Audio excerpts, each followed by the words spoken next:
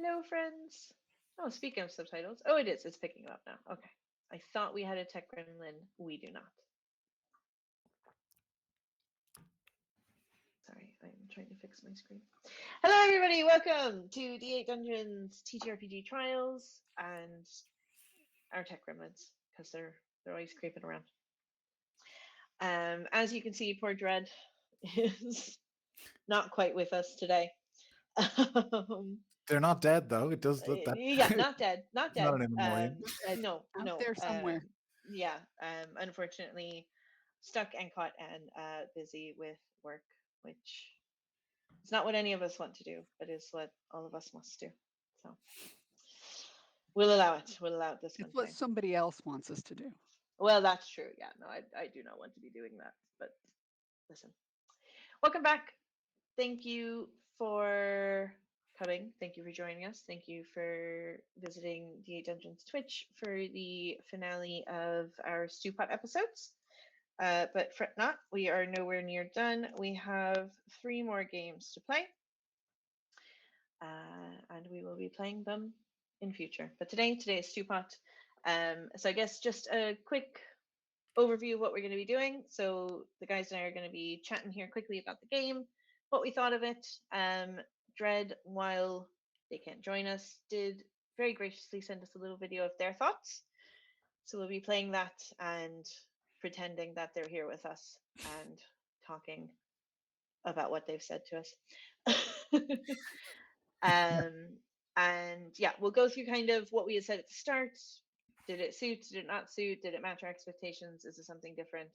I'll talk a little bit about running it as VentureCon versus running it for this group, because I've done both. And then, very excitingly, somewhere very near the end of the stream, we actually have an interview with the creator of the game. And we will be playing that for you all, and then we'll have a little chat about that as well, because we are all very busy people, and none of us have actually seen the interview yet. So this will also be our first time seeing the interview, because we are what? Professionals. So that said, welcome, welcome, welcome. Let's get in. So Stewpot, we played 2 games. We had discussed at first about playing both games in different ways, about playing different types of characters, but after the first game, we all kind of decided to stick with the story, to stick with the characters. And I guess my first question is, what was kind of in your guys' head to make that the decision? Uh, the decision to uh, like how we were playing the characters or which To way. continue with the one story and the character, because we were going to Yeah, play different characters for the second game. We were going to try playing it a yeah, different yeah, yeah. way. Yeah, I but we stuck with. I was surprised how attached I was to everyone. Um, Especially considering I was the one bringing an entirely new character. I didn't expect to get that attached, but the like, I feel if I the mechanics wouldn't have made sense. But were I playing a solo game with that character, I wouldn't have. But the relationships between the 3 characters, I got quite invested in, like Mm. will they, won't they, with the blacksmith and all that kind of stuff. Um, so yeah, it's funny how when playing the game itself, in the moment, I was like, "This is fun. I'm having a fine time, maybe a Yeah. little better than fine or whatever." And then when I was thinking, I was like, "Right, well, I should put some work into put another character together." I was like, "No, but I want to see where that goes." Like I was more invested than I realized, and maybe it's because I Yeah. was coming at it from a more clinical point of view and didn't realize that on a more emotional point of view, I was invested, Mm. which I think might not have happened if it were more of a crunchy, here's how the rules work game. But it's like, here's a scene. What does your character do with that character? Yeah. So I was surprised. Maybe I was disarmed and actually got quite attached to it. I think it was a fun game anyway. It really was. And I was impressed, like you, how attached I was to the character because I killed that character off a long time ago. Um, but revisiting something that was important to me at one point was something really special. So I would encourage new players to not just make new characters for the game. It is worth it to bring in another character, perhaps someone that you are ready to retire. Um, and like you say, it's if it were more crunchy, perhaps I wouldn't have felt that way. But kind of the way I viewed the structure of the game um, leaned so heavily on the role play. And that was, well, first of all, y'all are awesome to play with. But the leaning that heavily on the role play, I think to me, that's what drove the attachment. Mm. Yeah, it was as role play heavy as expected, but and I don't know if this is just because we're all GMs and we're all kind of used to it and we know how to. I don't want to say know how to play a game because that's not quite fair, but like we knew what we were trying to do going in, so I don't know, did that kind of build some of that attachment a bit faster for us? I think possibly. I think it's also, I mean, the thing is, I don't know about everyone else at the table, but I've never played with anyone in this group before. Mm, So I wasn't really going in thinking there's that rapport that works in the background of knowing if I do this, they'll run with it, or I can do yeah. this comfortably, or I know, we're going into the scene. I know Kate is usually a bit of a loose cannon and will do something crazy, so I'm ready to jump on whatever happens there. So it was kind of like learning how everyone plays at the Yeah. same time, and also for me anyway, knowing that Kate and Dredd were bringing existing characters that they may have been more attached to. I know, Kate, your character had already left this mortal coil, but like you had made them. So I was like, when something happened, I was approaching situations with reverence is too strong a word, but knowing that it's like, well, I can't really take the piss. Like, it's in like, I steal your sword and I throw it in a lake. Like, that would be disrespectful or whatever. So already it felt like I was more wired to be friends with these two characters. Whereas, like, Mm, sometimes when you meet in a tavern, there can be an element of like, well, how do we tie these people together? Why would they be hanging out? I don't feel that attachment yet. We have to build that during gameplay. Whereas in the first maybe half hour of playing, I was like, yeah, these guys would be friends. Sure. I believe that. Yeah, I felt the same. And I thought that that was really interesting because, like you say, we don't have that existing group rapport. Um, but it was like our characters did. mm, And that was something special. And I don't know if it, like you say, I don't know if it is just because we're all experienced um, as role players, but it was something that I found very special about the game. and Wes, how did you find bringing a new character to? Like, do you now wish you had retired a character, or are you happy to have done it that way? No, I actually really enjoyed it. I am, like I say, I'm actually quite attached to Vera as a character now. Weirdly, I kind of have the mindset of I might now put her in another game, maybe as an I was NPC rather hoping than a you player. would.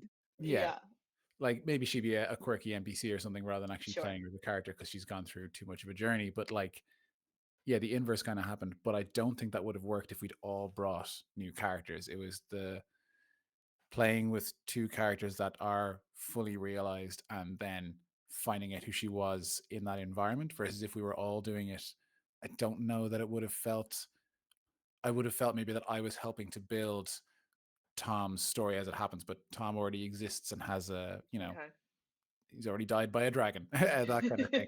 Okay. Um, but yeah, I quite enjoyed it. I would like to try it with an existing character, Yeah. but one that I'm actively looking to sunset. And I'm like, because something that I found that I surprisingly enjoyed was putting your adventuring life to bed. I know that's a big conceit of the game, but like things like losing the ability to shapeshift, I think was the ability, or was control Yeah. plants. Yeah, control plants. I think that was it. I think I said it maybe at the start. I was like, I don't know how that's going to feel. Like you're actively giving up player power, but it was Mm. like, oh, this actually feels nice. This is character growth. Yeah. I don't I don't know how I'd feel with that with an existing character where I was like, oh, this is the sword I won from doing this or whatever. Yeah. That might hurt a bit more. And maybe because I didn't have that existing attachment to Vera, it's like, oh, subjectively as a character, this is fitting and thematically nice, you know? Yeah. Well, I guess Kate, that's a question for you then. Is you did retire a character, and I know the Stewpot character sheet doesn't necessarily perfectly replicate whatever character sheet you might have had in D&D or whatever, but how did it feel putting to bed that adventuring side of Tom and settling into something more rustic? You know, I found it comforting.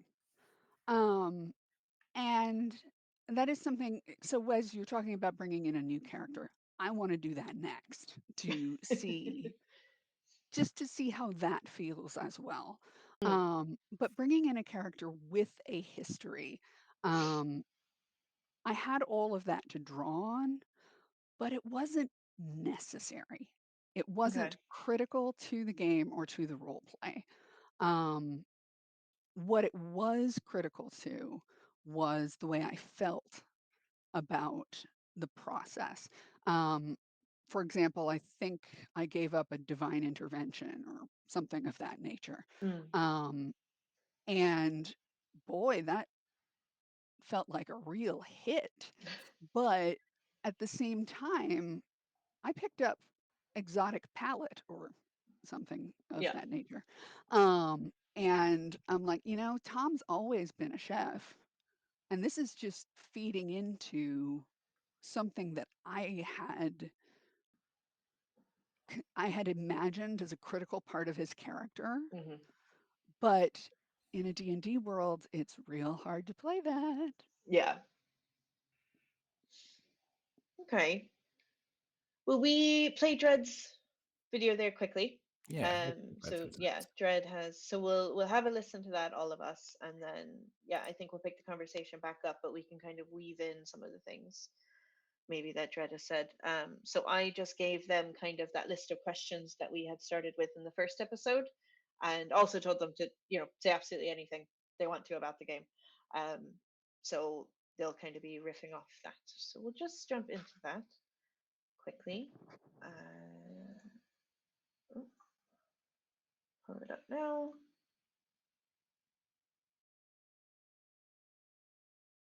Hey guys, it is me, the dreaded DM, also known as Dread, also known as Caitlin. I don't care, this is pre-recorded. It's pre-recorded because unfortunately I can't make it to the stream tonight. I talked with everybody and we decided it would be best if I did a little pre-recorded thing so you could still hear my thoughts, as if they matter. Nothing matters. Sorry, a little bit too nihilistic.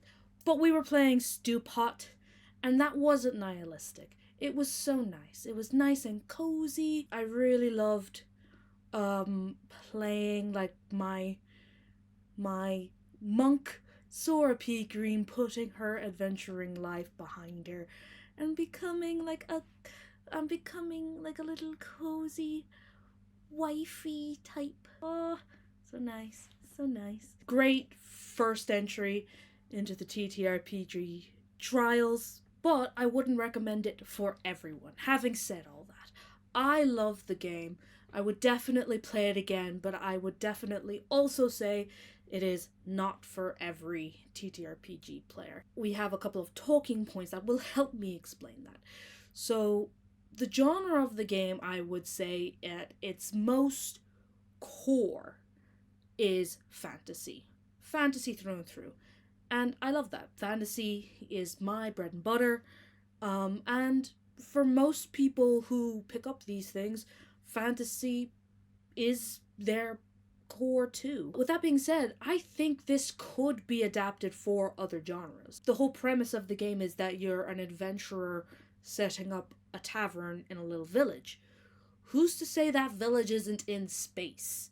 You're setting up a Star Wars esque cantina, or you're setting up a saloon in the Wild West, or a watering hole during the apocalypse, and you're selling that good clean water. While I think its base is fantasy, if you as a GM were so inclined, you could probably adapt it into other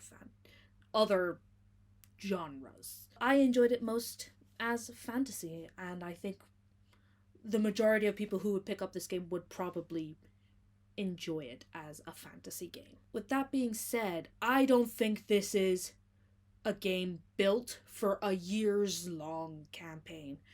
I would say maybe like a one shot at the minimum, but no more than 5 sessions. Because there's so many mini games within it, but those mini games are finite. Like there's a mini game within it to describe how you go into your happily ever after. I can't remember the mechanics offhand, but I believe that each character has to play a certain amount of mini games, and then we play the final mini game. Please correct me on that if I'm wrong. I might be wrong. But that's not a bad thing either. I think that makes it a good introduction for people who want to get into more of a more role-playing heavy game. And sometimes it's a better sell to somebody to say, hey, I'm running a one-shot for this game called Stewpot. Just come over to my house. It's one night only.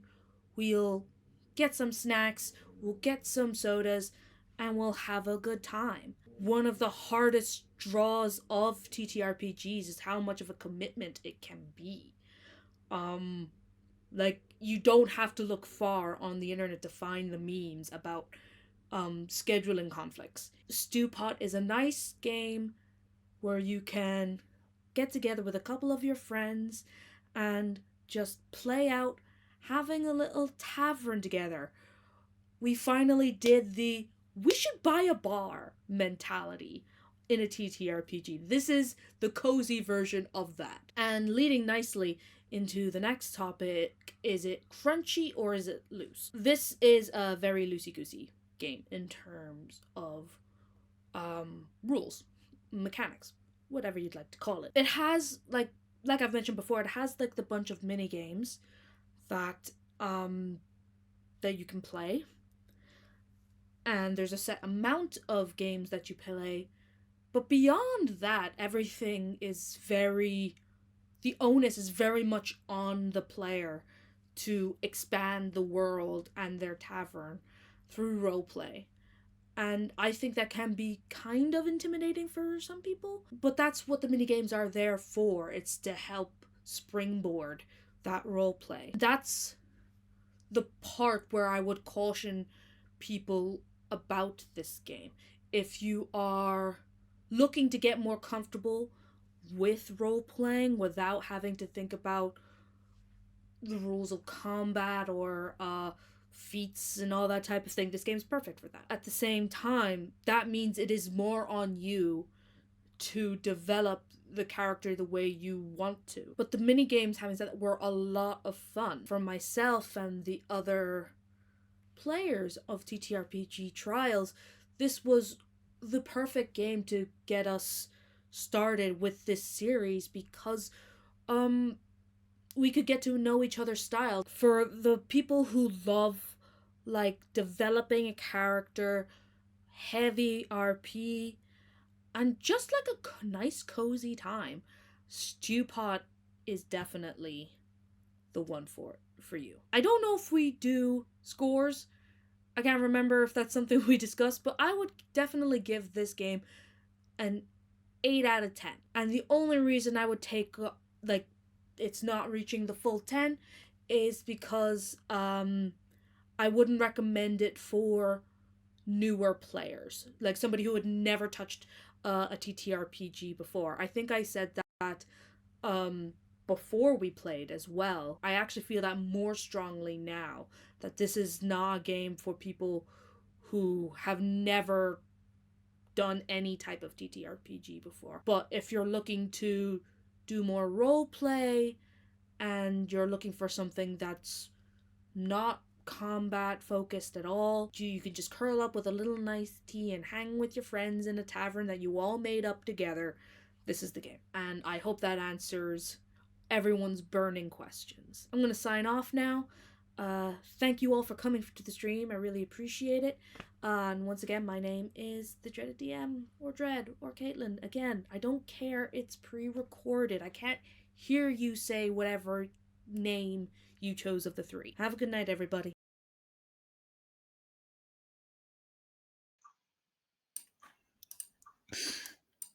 That was lovely.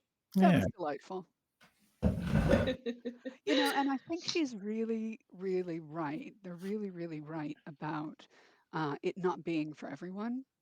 Um, there is so much needed from the player in terms of creating the world that I imagine I'm thinking of myself in the olden days when I was starting to play TTRPGs.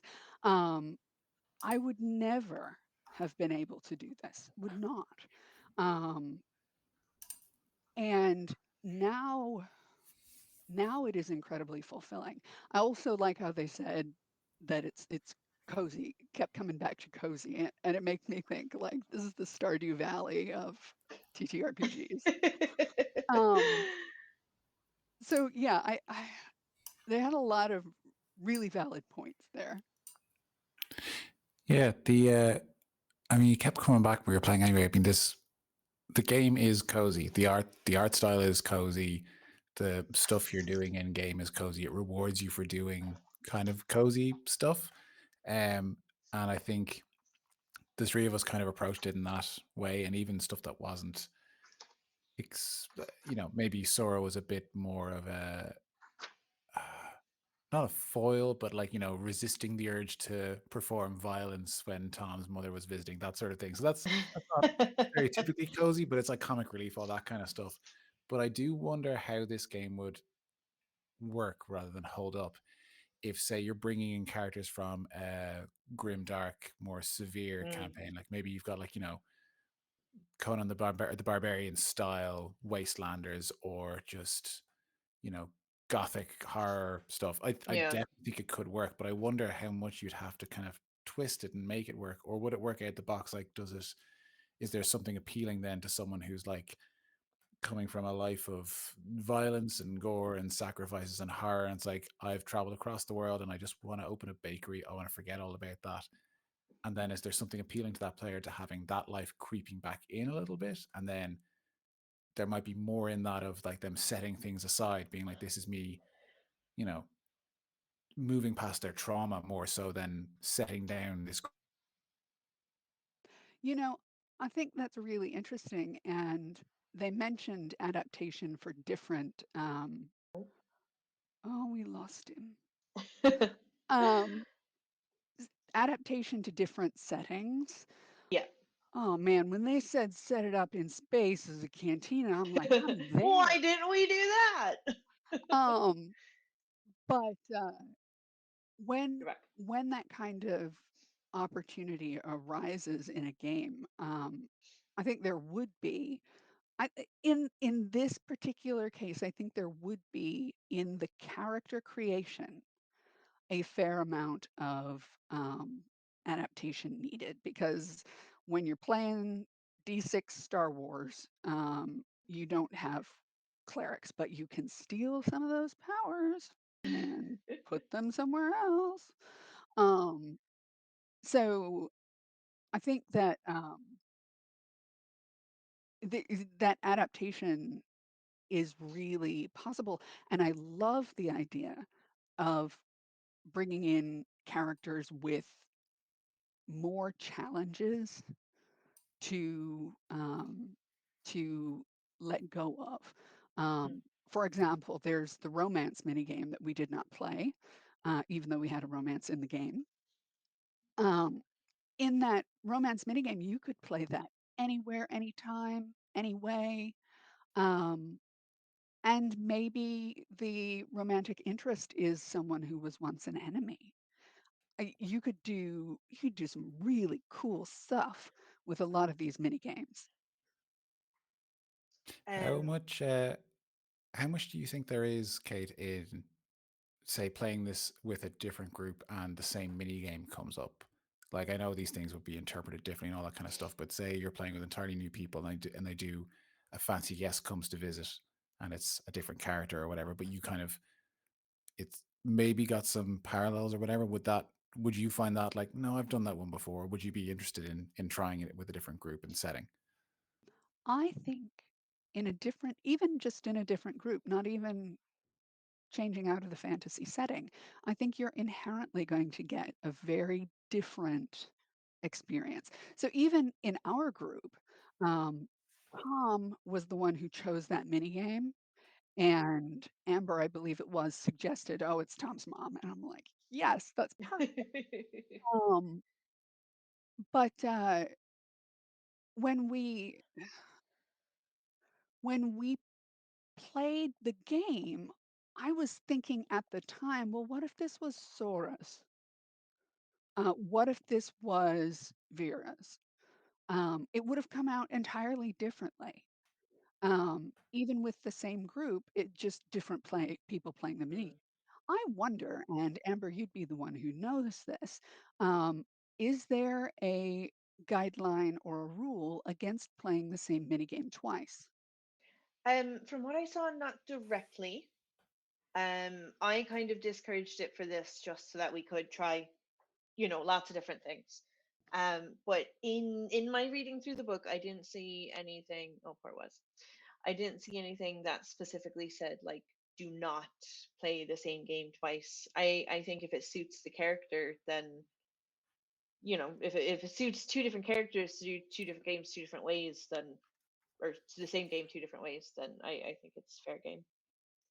It's there's flexibility too, and I mentioned earlier, I mentioned the system itself, kind of the mechanics.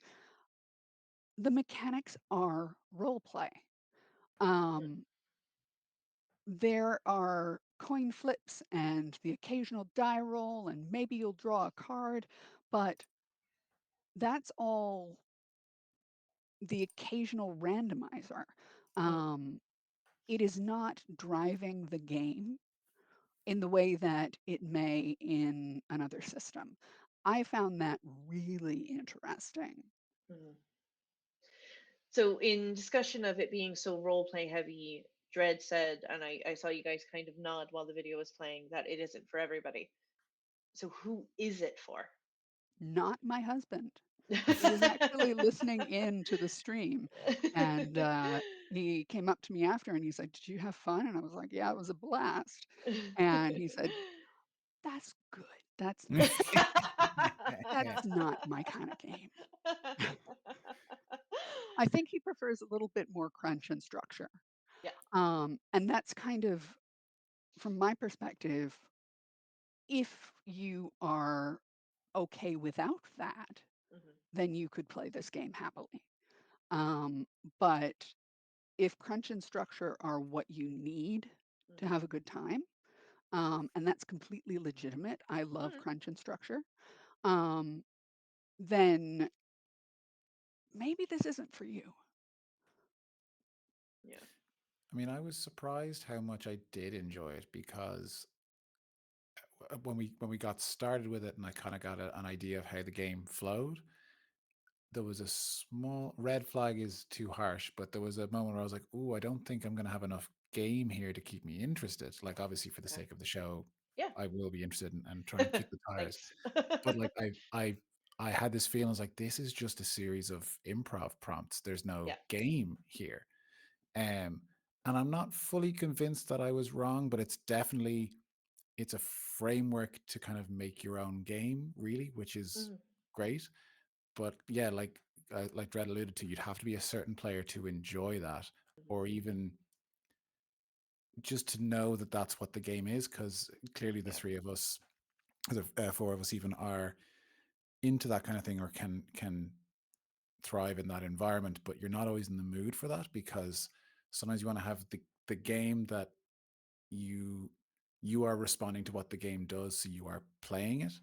Whereas if you're, say, we're going away for a weekend and we want to play a game and Amber's going to be running it, like how much does I don't think in this, but is this a matter of like, do you need to prep? Can you just roll straight into this? I'm like, we're all Yeah. busy adults. Here's your character sheet. Let's just go with it. Or is it like, no, we need to go off and make this?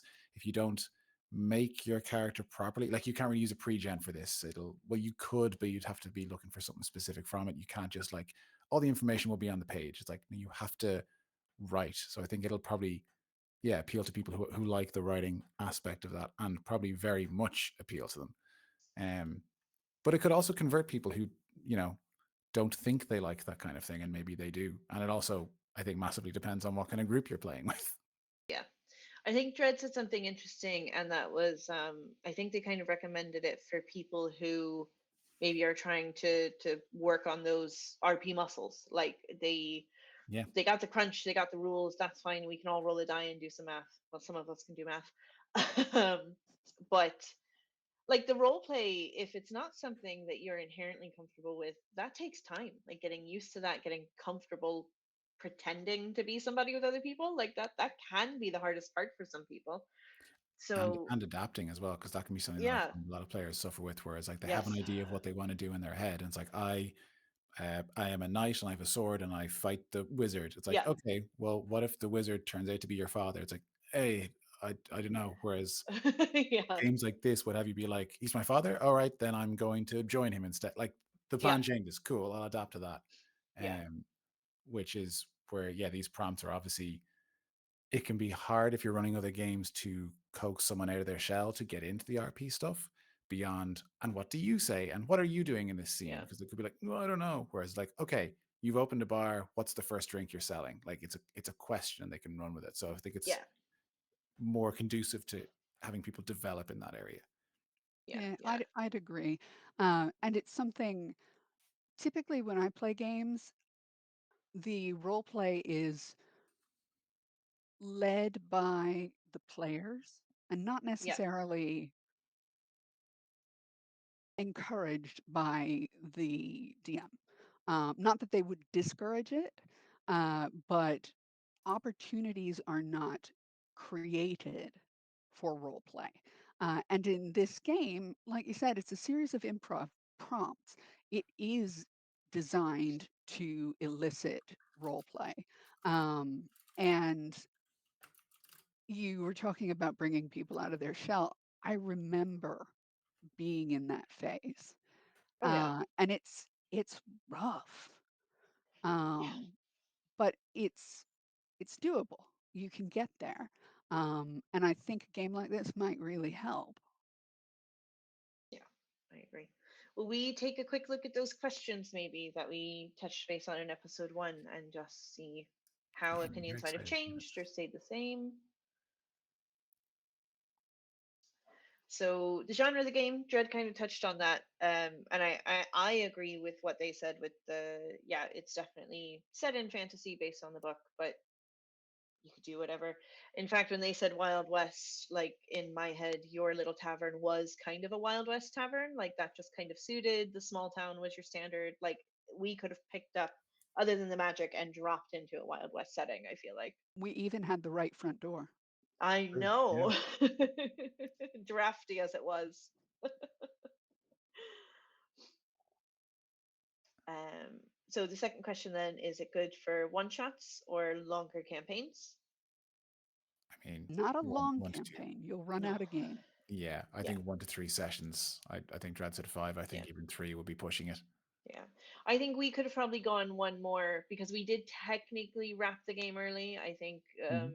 you guys had a couple more kind of adventure skills you could have given up still, and there was a couple of small things we could have done, but that would have been another 2 or 3 hours to play, and then I think we would have been quite comfortably wrapped. Well, Yeah. and you say 2 to 3 hours to play. We could have played this indefinitely, Mm, um, with with the way that we were approaching the game, I think, yeah, Mhm. with a lot of verbosity and a lot of investment emotionally and imaginatively yeah, in the game. We could drag these sessions out pretty long if we wanted to, but I think putting a time box around how long you're going to play um, is a good idea for this game, depending on your group, of course. yeah, Um, and then perhaps um, saying we're going to play for what's our goal? Are we going to play for one session or are we going to play until everybody's adventurer skills are yeah, gone? I think you need to establish what the play goal is as you set out. And it can change. I mean, ours changed, Yeah. but I think that is something that you should probably establish when you're setting out to play. Yeah. I think it definitely could be a very short game, or it could be a much longer game. I remember the first episode we played when we got into the game. Once I kind of got you guys together and started the intros, I thought the intro scenes was going to be the first 15 minutes of play. And then you guys picked it up and rocked on for about 40 minutes. And I was just sitting here like, we haven't even played a mini game yet. Like we haven't Yeah. even actually, and it was great stuff. Like it was good content. Everybody was having a good time. There was no piece of me that wanted to stop it, but I was sitting here going, okay, I didn't expect, character introductions to take 40 minutes, and half of our time is gone and we need to take a break. And I think we came back and did like one or two mini games. So I definitely think it depends on your players as well. Yeah, that's probably a unique problem to be like, let's take 4DMs who never get to be players Yeah. and make them characters. You want backstory, baby? I got you covered. We didn't consider this when we started, did Yeah. we? Yeah, actually, that's an important consideration. Yeah. Whoops. Does it rely more on mechanics or role play? We know the answer to that is role play. Crunchy or loose? Yes, it's very loose. So one of the questions was, what mechanics are you looking forward to trying? I don't know. Does anybody remember their answer to that? No. No. Well, what mechanics did you like then? Like what mechanics, like actual rules, worked for you? Oh, I remember I was quite looking forward to trying like using the new powers you get. Like you shed your conventional fantasy powers and you Yeah. gain, or there was one in particular, I don't think I got it, but like converting your magical weapon into a ladle or a spatula. I'm like, Oh yeah. that's just great. But then like, do you get a special egg flipping ability or something like that? Like I think that's great. Like I'm now amazing at this new thing and I can't do the old thing anymore. I thought that was really Yeah. interesting. And Yeah, how I did was that play out? actually, Yeah. Tom was built with some dragon scale gloves that I had every intention of turning into potholders. Um, it didn't happen, but it's okay. Maybe next time. I feel like he was using them as pot holders anyway. He probably was. And was there any particular mechanic for you, Kate, that like really clicked, really felt good? I found it interesting when I think about the mini games themselves. We had D6 randomizers, um, sometimes in clumps.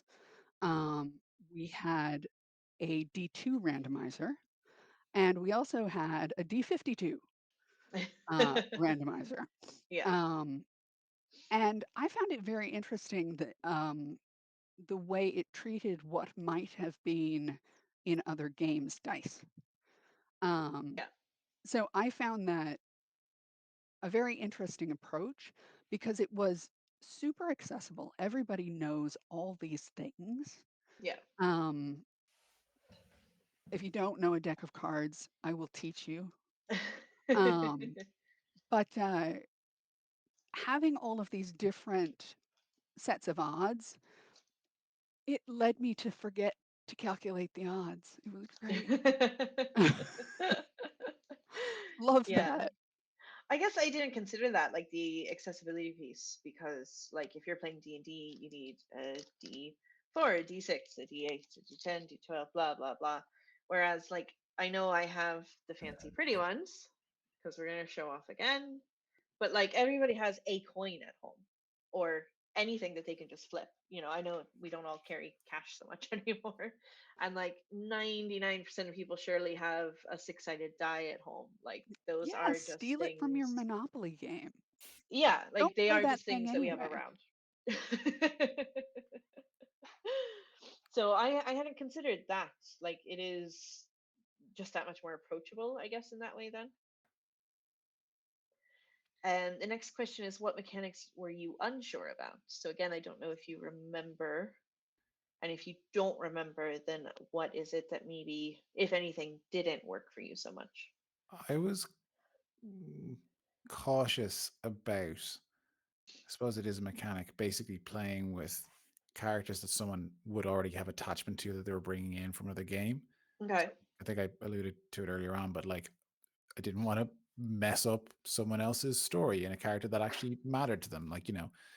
there's a chance that if things go badly or whatever, that we finish playing and I'm like, yeah, what a great story. That was a cool thing that happened. And Dread is really upset because of what happened to Sora outside of there. You know what I mean? That kind of thing. Yeah. Like Yeah. it's someone that is, to be overly dramatic, potentially quite precious to them and maybe has played with them for 10 years or something like that.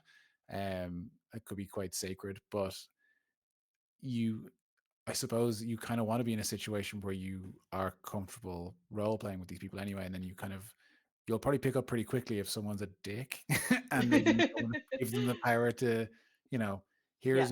here's my mother's amulet. She died when I was a baby. Please don't throw it away. Like you're not gonna set them up like that. Yeah. You bring up a really good point, I think, about what happens to the different characters and based on the interactions that we have together. It comes back to me to the experience of the role player. Um, it may be, or perhaps it's more the interest of the role player. It would be very easy for someone who is in their shell to kind of feel beaten down by someone with a stronger role playing voice. Um, and that would be something, obviously, that would be an undesirable outcome. Um, I think it's definitely possible. We did not encounter that. And I don't think we would have, but I can see that happening in other groups, Yeah, especially Yep. if you had a particularly larger groups group of as well. different levels of experience. Yep. Yeah, if there was more than 3 players, that could very, like, even if you were to go to 5 or something like that, it could be very easy for that 5th player to kind of get lost in the dust. Hmm. Yeah. I think as well, like a lot of the games say one or all people can play, and I think we kind of naturally drifted to all. I think we naturally there were scenes where people were kind of solo and maybe doing their own thing, but I think for the most part, we kind of naturally included everybody. And yeah, if somebody isn't a strong role player, then there's a chance that when that option comes around, whoever's choice it is might say, "Oh, okay, I want that person and that person," I and found it then interesting how we didn't really, I think we maybe discussed the idea of it and we knew it was a mechanic, but no, we didn't really do a thing where the players assumed the role of NPCs. We were almost Mm, always ourselves with you playing all the NPCs, Amber, and it was just kind of like maybe it was like an inhabiting a role kind of thing. mm, But it just kind of felt like, no, we should stay where we are. yeah. Maybe because we were talking so much for the first hour that we want it was only fair that we got to play as well. But I think it kind of speaks to how attached everyone was to the kind of the setup. And it's Yeah, like, no, I want to play with these 2 buddies that I've made, and we'll meet yeah. some new hot blacksmith or something. I think part of that is ingrained as well, right? You play D&D and your DM plays everything other than your characters. So I think part of that is also just Sure, kind of yeah. a natural expectation, and I don't mind, especially again, like were we to play this a second time, maybe you would want to jump in and play a shopkeep or something, but I think it's the first time going into it, most people probably want to figure it out first. Mhm. Well, So with that in mind, Amber, how did it feel to run the game? It's a good question. it was really good. It was so loose that there was a little bit of pressure of, oh god, okay, what am I doing now, like, um no, I know you all wouldn't have had an issue if I need to, like, hang on, let me pause 2 minutes, let me, do whatever. But like nobody wants to be the person that ruins the flow. So there is that little bit of pressure as DM to, yeah, let's make sure that whatever crazy shit you guys asked me to do, I'm able to jump on and do. Um and kind of same as what you were saying was the pressure of, I know these two brought characters close to them and I need to make sure that they get what they want out of it. Like if they're actively retiring a character, I want to make sure that they get the ending that they're looking for, which we didn't discuss what that ending was ahead of time, because that takes away some of the improv and some of the, actual role play of it. But it was trying to figure out as we go, is that what Kate wanted? Mhm. Like, was that the right thing? Did Dredd want like a romance story? Because that's happening now, and I'm assuming they did, because they went for it, but like I wasn't even necessarily intending on that. I mean, Well, it's and a lot of that responsibility of coming up with a happy ending, um, I think that sits with the player, Mhm. which is again a reason you would want perhaps not the least experienced person Yeah, in this game, yeah. which I think I'm excited to hear about the con, Oh yes, yeah, we'll and yes, get so how into am that that I. in a minute. connects. Yeah, yeah. You were trying to say something there, was? Just a factor of there's a difference as well if you were to play this with your existing DM who knows all your characters or Yeah, maybe some of them, because then they might know it's like, oh, I know where Sora is maybe going with their story, or I know what Dread actually likes, so I can do this. Versus yeah, a DM who's like, Tom seems like this kind of guy, or I'll set this up and see what Kate wants to go for, that kind of thing. So yeah, it could be very different if you've got an existing campaign and maybe you're picking it up a year or two later, and the DM's like, let's finish off these stories yeah, and see where it goes. But like, I know you trust me to carry the story. Versus like, as we might find out about your experience at the con, where it's like, here's my character I love. Figure out how I want them to end their yeah. life. I would like to say, I don't know if Declan's still in the chat, but I have gently requested that all of our characters get happy endings after we're done recording Romancing the Dungeon, and I am requesting once again, please, please, God, let Hephaestus retire happily. She is so tired. There is so much trauma. Mhm. Oh, Declan says no. He says Okay, no. all right, that's Oh, fine. it's vibes. That's good. I will just. Oh, I can do that. That's fine. Yeah, no, I really enjoyed running it for you guys. I hope I did what you wanted. I hope you got what you wanted out of it. I was absolutely shitting myself when I realized not only was I playing Tom's mom, but I had to be such a fucking asshole. Oh, you were so good. It did come naturally to you. It Yeah, was yeah. like you had practice. I know I had a great time with you guys, so thank you for playing with me. Well, thank you for running it. It was great Thank fun. you for running it for us. I really enjoyed it. With that, will I talk about AdventureCon a little bit? Yeah, please. Let's jump off that screen. So I ran the game at AdventureCon here in Ireland, and I had 4 people sign up ahead of the day, and then on the day, some poor sad man went to his table, and nobody was at his table for the other game he was meant to play. Not even a GM. Nobody. It was an empty table. So they sent him to me, and he was intending on playing D&D, and it would have been his second time ever playing D&D or any TTRPG at all. And then they sat him at a table for a game that is like 100% role play. So I felt very bad for the poor thing. Now he did very well. He did his best, and I think he tailored it to suit him.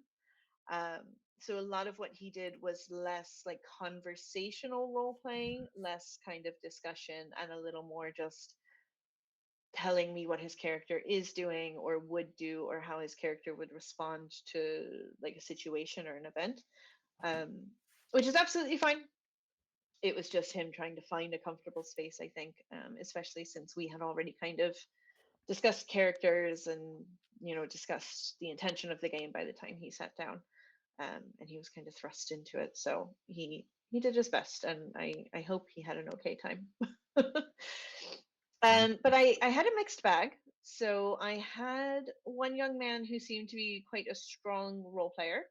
Um, Another young person who I think was actually a teenager, I think was young, because they had a different colored lanyard. So I think that indicated like under 18, and they had signed up for the game. So they were looking for this.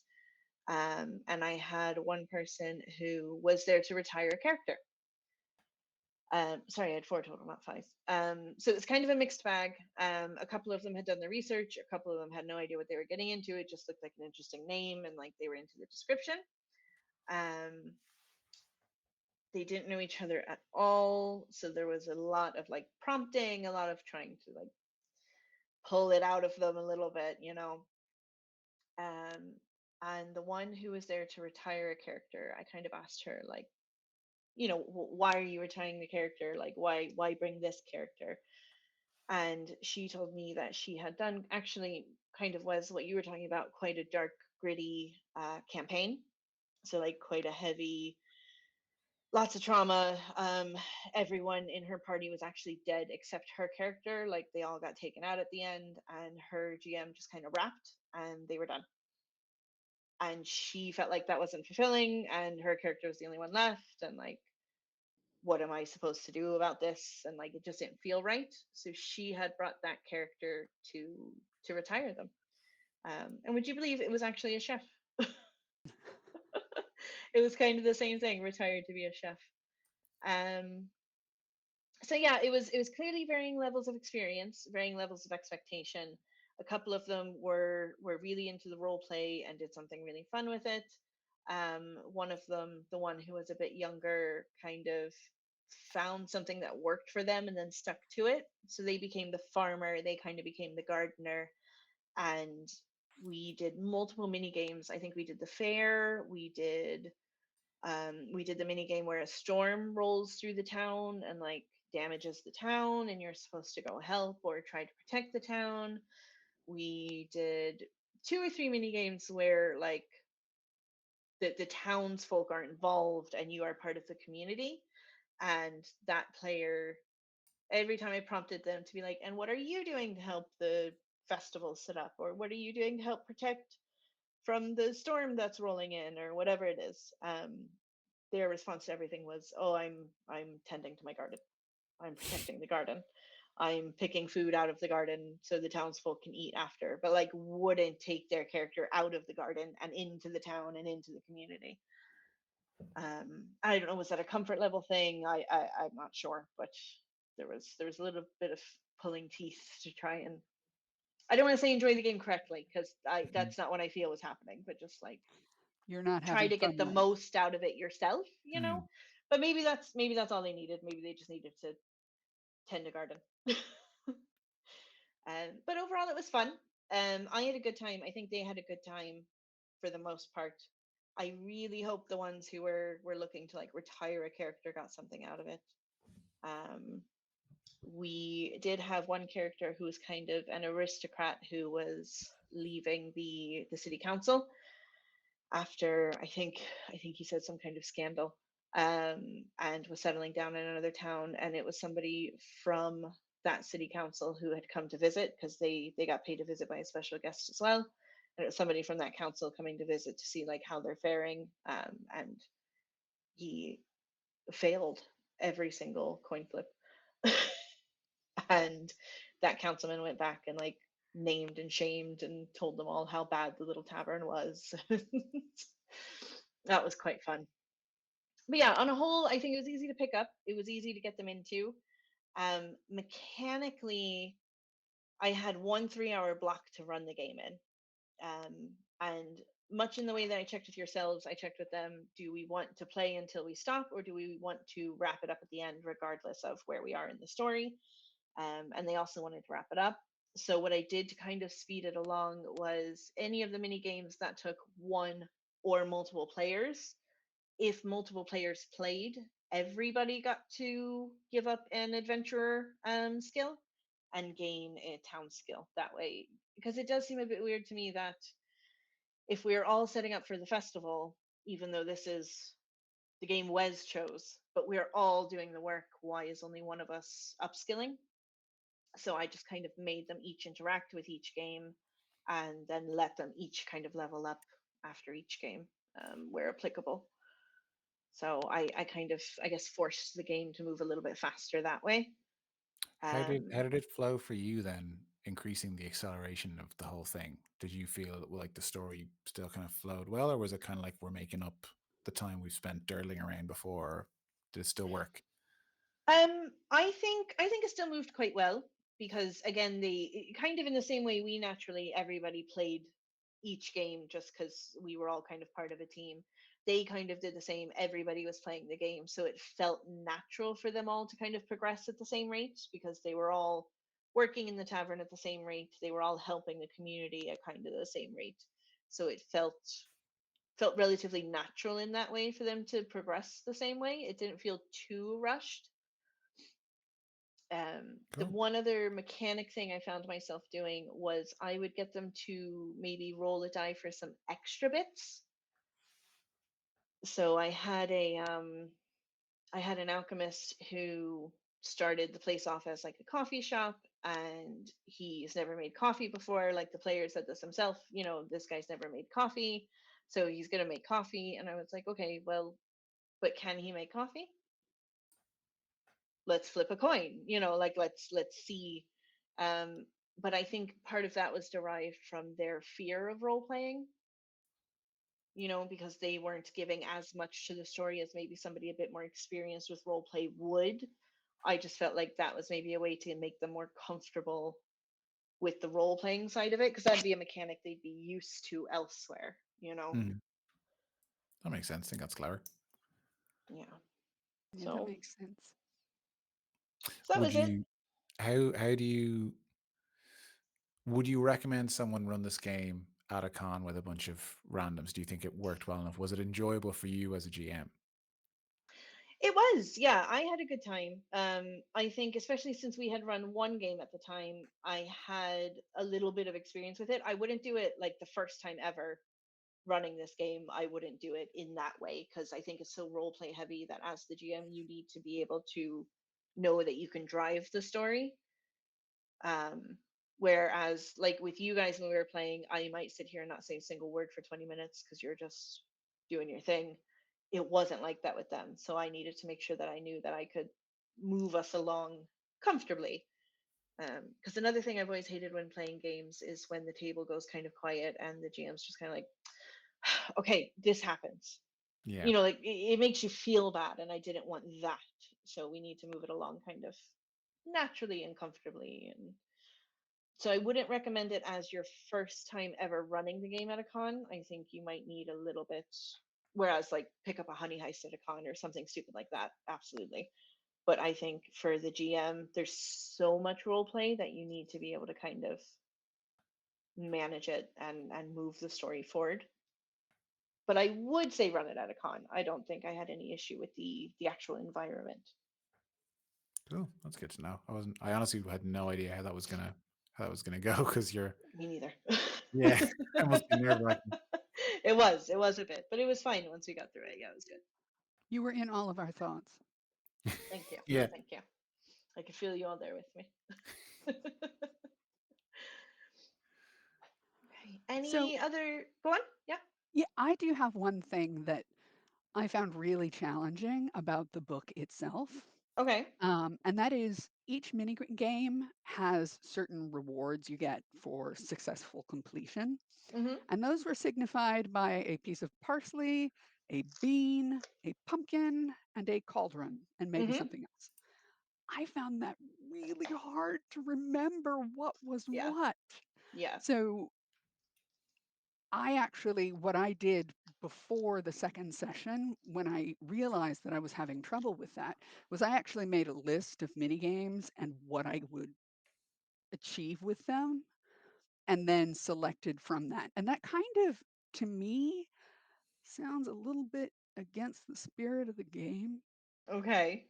Um, but to me, it was the only way I could manage what I thought was going to be a good story for us, what I thought was going to get us the upgrades we needed to our tavern. Mhm. It was a balance of role play and mechanic Mhm. that I'm not sure the game intended me to do in such a mechanic heavy way.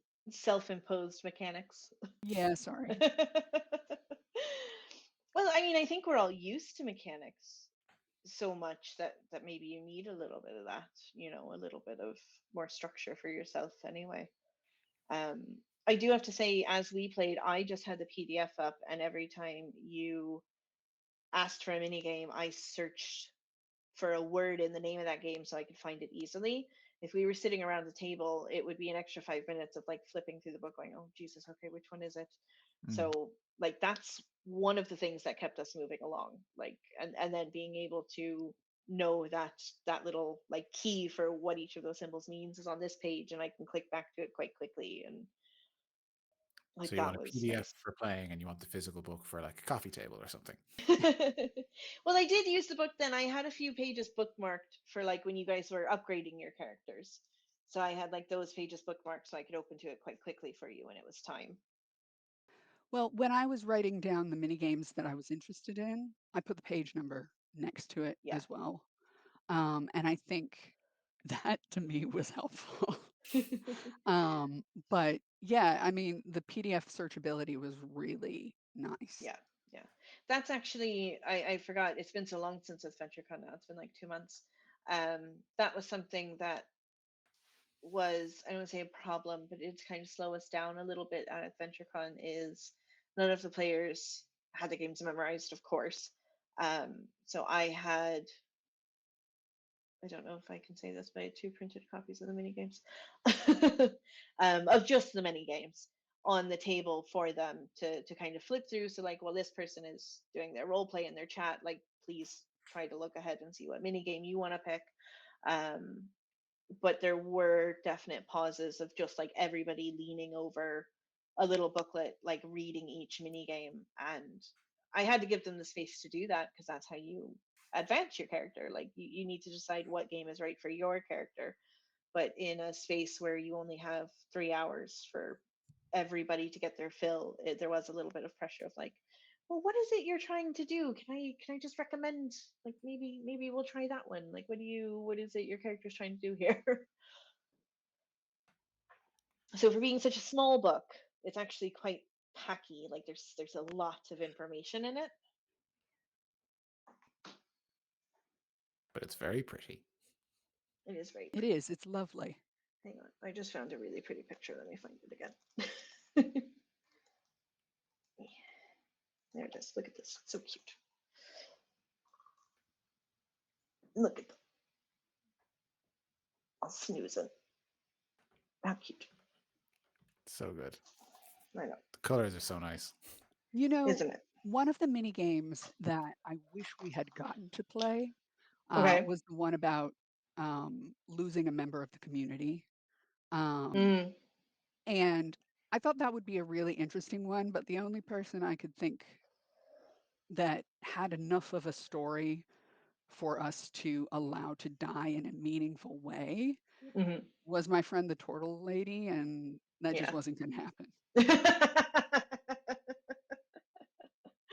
Yeah. I think that comes into how much you're playing or how long you're playing as well, or like, Mhm. yeah, maybe even pre-established characters who have an attachment to a certain type of person, like somebody with mommy issues might like the turtle woman, and would gravitate quickly toward somebody like that. Also, she was just such a cranky old bitch. It was great. Any other kind of comments on the game, or do we want to have a look at that interview? No, I'm very curious to see this interview. Me too. So Declan from Ben and Declan, which you can find on the opposite Thursdays when you're not on, their whole thing is to be a bit of a talk show, a bit of a TTRPG like morning show, and they do a lot of interviews with people in the community. So before we started TTRPG trials, I asked them, can we do a bit of, Declan says they play pretend. I asked them, can we do a bit of cross promo, and would either of them be willing to interview, if possible, if we can get in contact with them, the people who made the games that we're playing, and um, we would show that on our show, and then if you like what you see, go watch their show when they're on Thursdays, because you'll get more of this stuff. So we have an interview with Takuma Okada, the creator of Stewpot. And this will be the first time all of us are seeing it as well. So we will get that pulled up and then we'll have a quick chat about it. Very exciting. Let me see.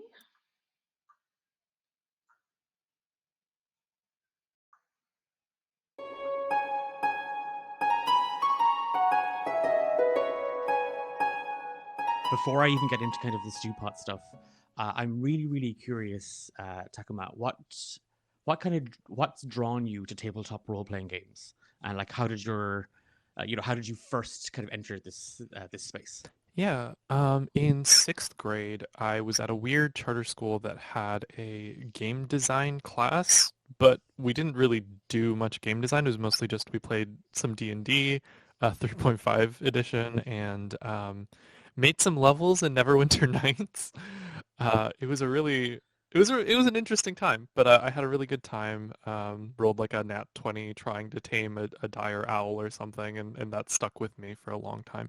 And then I didn't play tabletop games for a while after that. I did like theater and improv in high school and a little bit into college, and that kind of got me back into it because like people I met in college were playing D&D and had me join their games.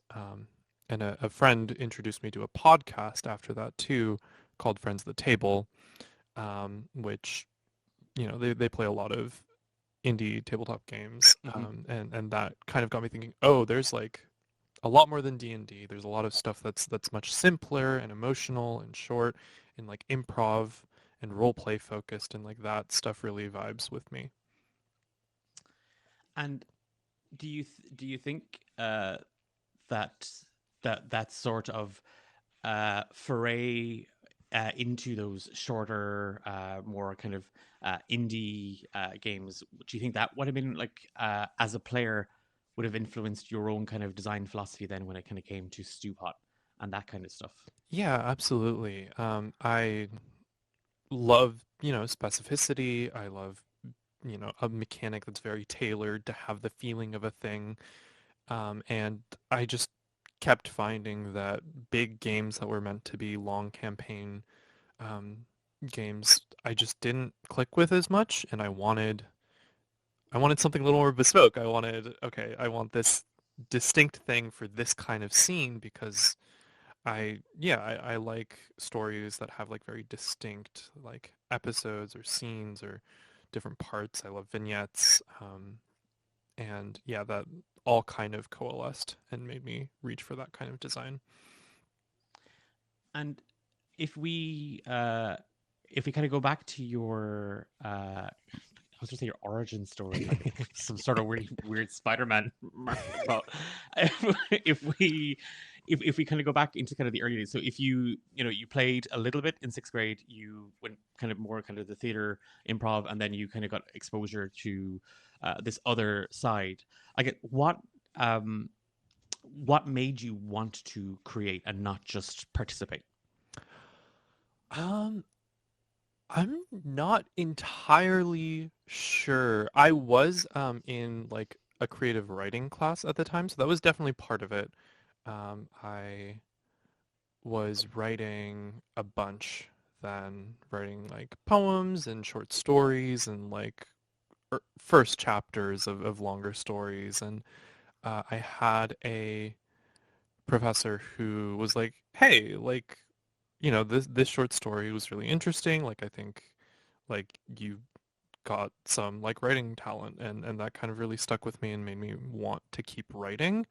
Um, and then when I got a chance to experience like indie games and read a bunch, and I was like, oh, this is exactly the kind of thing that I want to be doing. Like really, I've always like kind of leaned towards writing very like short and evocative and like fitting a lot of stuff into a sentence, and that really helped with tabletop games and writing in that style.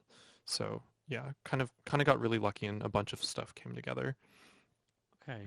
And with with that kind of approach, and this is Amber and her table of players in the very early sort of in the first episode where they were kind of just I guess kind of all kind of talking about their early impressions. I think one of the first things that they had kind of talked about with Stewpot was that it it's obviously it's like it's a retirement sort of thing. You are running this space, and they a few of them, and I have to admit I even had the same kind of thought. I was like, could you see, and I really want to get into kind of Stewpot in a second, but I have to ask this question. Could you see Stewpot as a beginning to something as opposed an end? Because if it is this sort of you are just a bunch of people together running this space and engaging this, do you think there may be space to make it more long form. Yeah, I actually initially it wasn't a retirement game. It was just the running the tavern bit, and like sort of the retirement bit came sometime after, but initially I was like, okay, you're going to start with like almost nothing and you're going to like earn coin through the games and then spend that to get more experiences and upgrade the tavern, and it was going to be a more longer term experience. And this was the one of the first game ideas I had. And I was just not prepared to write that game at all. So yeah, I definitely think that there could be a world where you can, hack some stuff into it, or just kind of frame it that way, as opposed to like retirement, more of a like career change. Like you could definitely do that. And also like I like playing games, like one-shot games in succession in the same place. Like you could play Stewpot and then play a different game with the same characters in the town, another like slice of life thing, or you could play some of the townspeople that you meet in Stewpot in another game or something like that. Um, I love doing that. I think everyone should give it a try. String a bunch of one shots together that they want to play in the same place. Yeah, I for some of the more kind of long form content that I create with D8 Dungeon, a lot of the one shots they're never tied to the main campaign. Yeah. They're always, and they're usually other systems as well, where it's like, we're staying in this world and the main campaign is way over there. We're just going to be a bunch of like I ran a God, the name of it's gone from my head, but effectively, it's I think is it like the kid and the monster, or something along those lines, where one player is a child and another player is that monster, a la the kind of late '80s, early '90s. Kid finds giant robot or a kid finds weird little alien, and you have to try and like that. It's a bit of slice of life, but Yeah. also the government are coming to get that little monster, and you've got to save him. And I 100% wholeheartedly I love that as a kind of a play style and an approach to even kind of just expanding out your world and looking at it from other kind of perspectives. God, I am all over the place with this interview. Let's go back to the very very start. So you said it was kind of early kind of rumblings in those writing classes, and and I'm this is I don't know, this is kind of starting to feel like confession. I think dungeon masters, TTRPG players, there is always that sort of I'm gonna write that book. I'm gonna make the next the next TTRPG. But you've done it. Like you've made a game. What I guess for somebody who might have been in your shoes at the very very start, like what was it that kind of switched for you? I think it was probably the small games I was reading at the time. Stuff like the 200 word RPG contest was running around when I started writing games. And there were a couple of years of past entries that I could look through. Some of Avery Alder's shorter work. I think a game by Ollie Jeffrey called Clicks and Hums and Sirens in the Sun. And another one by Less Than Three Games called One Missed Call.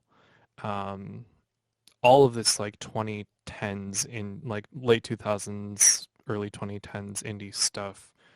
And like seeing that and being like, oh yeah, a game can be 200 words. A game can be, in later years, like We Are But Worms. It can be one word, writhe. Like, yeah, like I would say if you want to make something, if you want to make a game, like start small. Like make it as small as you possibly can, in a way that satisfies you, in a way that you enjoy. You're like, yeah, I want to play this and I want to share it. And then go from there. Like even, keep making short games, make one or make a few and then be like, no, actually what I want to do is take this stuff and make it longer. But, now that I've made a smaller one, I have a little bit of a better idea of how to turn that into something bigger. Like, yeah, begging people to start small. It's interesting. Ben, who would be my co-host for the show, did an interview with the owner for a kind of an independent bookstore in the US, SideQuest Books, and she actually said something very, very similar. Like kind of in the heyday of like her starting her business, it was that thing of I was going to it was a pop-up store and it was very, very small, and out of that it becomes something interesting. And I do think that is maybe one of the big pitfalls with creatives of that, like, I don't want to start small, I want to make the big thing. I want to do the big thing. And it is, and I can put my hands up and safely say that is something that I often kind of like, I'm just gonna write like a trilogy, like I'm not gonna start with like a short story, I'll just um I I'd love to kind of dip into kind of what's at the heart of Stewpot. And and I'm a sucker for this, but there's so much emotion in that game. And even if a player isn't necessarily sort of drawn to that as a play style, you're kind of you've woven it in a way that to even the player, like we're not going to say the edge lords who are like, no, I'm just going to murder everybody that comes into the tavern. That's a different game for them over there. But what what is it about tying in these kind of poignant moments for characters into Stewpot that kind of was that what you brought to the game, I guess? Like, why go down that route with it and not earn XP and get coins and so on and so forth? Yeah, when we were doing improv, obviously, a lot of what people know about improv is like the comedy.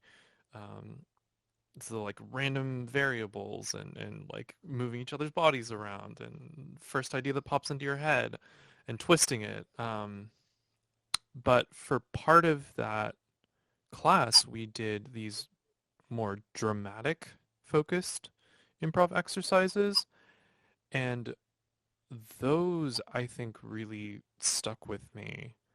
Because like I like getting emotional over media. Like I like feeling like really torn up and sad and all of that, and to be able to kind of reach that um, when you're performing with a game that's like 3 sentences, um, that was really, really cool. But then also like it was hard to do that. Like dramatic improv is really, really difficult. I mean, so is comedic improv, but um, I was like, okay, not everyone is going to want to do an improv class, learn it. Not everyone can, and like I don't have that drive and energy all the time either. Like there's got to be ways to make that easier to do. There's got to be like structures you can build that can make it easier to access those moments and to make them happen. And those games that I was finding and reading at the start, like were doing that kind of thing. And I was like, yeah, nope, this is the thing that I want to do. It's one. If you ever are like, I think I might dip into like an actual play every now and again, and you want to get torn up, I really, I'm getting kind of very similar vibes. One of the cornerstones in a lot of the stories I try to tell are those. I mean, the system and the rules are over there. Like we always say, don't listen to us if you want to play D&D, because we forget we're playing it half the time. And we just like that. It's more the radio drama approach that we've always taken to it. But if somebody kind of if you could see the players around the table, who do you think Stewpot is for then? Like, who do you think if you are talking about these this emotional resonance within the game, who do you think this game is for? Definitely theater people. I like ultimately a lot of us, we make things for ourselves, and we make things that we want to read and play, and yeah, it's definitely for people who really like theater and who like improv and who like role playing, people who like really emotional short stories and people who like slice of life. Um, which I think there's a lot of people in the tabletop space and people who aren't in the tabletop space but would be interested in it, who want those kinds of stories, like Legends and Lattes being such a big hit of a book, and yeah, I read a really good review of Stewpot recently by Idle Cartulary.